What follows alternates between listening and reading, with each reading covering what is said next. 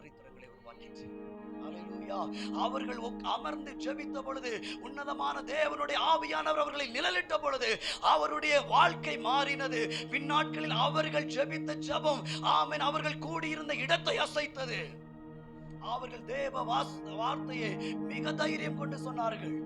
சூழ்நிலைகள் நெருக்கம் வந்துச்சு. இன்னைக்கு தேசத்தில் நீங்க பாருங்களேன், எங்க போனால் கர்த்தருடைய வார்த்தையை பேசுகிறவர்களுக்கு ஆபத்துகள் அதிகமாயிருக்கிறது. எப்ப என்ன சம்பவிக்கும் தெரியாத அளவிற்கு எல்லா இடங்களிலும் நெருக்கப்பட்டு கொண்டிருக்கிறார்கள்.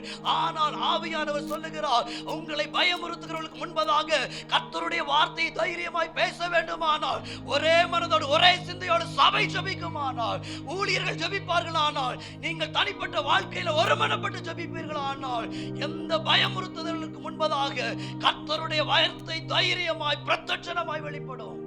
இஸ்ரவேலர்களை பயமுறுத்தினது உண்மைதான், அப்போஸ்தலர்களை பயமுறுத்தினது உண்மைதான். ஆனாலும் அந்த காலகட்டங்களில பிரத்யட்சமாய் இருந்தது வார்த்தை. சாமுவேலுடைய காலத்துல, ஏலியுடைய காலத்துல வேதத்தை நீங்க வாசித்து பார்த்தீங்கன்னா பிரத்யட்சமான தரிசனம் இல்லாமல் இருந்தது. ஏன்னா சபை ஒழுக்கக்கேடா இருந்தது. சபைக்குள்ள பரிசுத்தத்தை பார்க்க முடியல, ஜெபிக்கிறவங்களை பார்க்க முடியவில்லை. சபைக்குள்ள விபச்சாரத்தை வேசித்தனத்தை கலக்கப்படினதுனால அவன் 2 சாமுவேல் 2ஆம் அதிகாரத்தில் வாசிக்கும் பொழுது பிரத்யட்சமான தரிசனம் இல்லை. பிரத்யட்சமான தரிசனம் இல்லை. ஆனா ஆவியானவர்னால அவன் நல்ல ஒரு தருணத்தை கொடுத்திருக்கிறாரு. சபை நாட்கள் ரொம்ப முக்கியம். அதை அலட்சியம் பண்ணுகிறது மிக மிக மிக வேதனையாய் கொண்டு போய் முடிய பண்ணும் என்று ஆவியானவர் எச்சரிக்கிறார். இந்த நாட்களிலே கர்த்தர் சபைக்கு சபையில ஒரு எழுப்புதலை கர்த்தர் காண விரும்புகிறார். என சபை இந்த நாட்களில அது தன் மனப்போக்கில போய் கொண்டிருக்கிறது.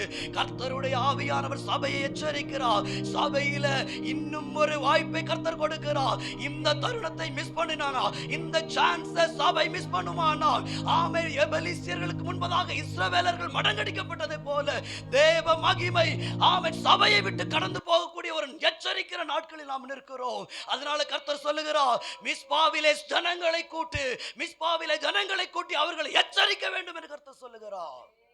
அவர்களை எச்சரிக்கணும், அவர்களை கூட்டி கர்த்தருக்கு நேராய் திருப்பணும். அது சபையோட கடமை, ஊழியர்களோட கடமை, பிள்ளைகளோட கடமை, ஜெபிக்கிறவங்களோட கடமை. இந்த நாட்களில் ஜனங்களை ஒருமனப்படுத்தணும். அதை செய்ய தவறிட்டோம்னா மகிமை கடந்து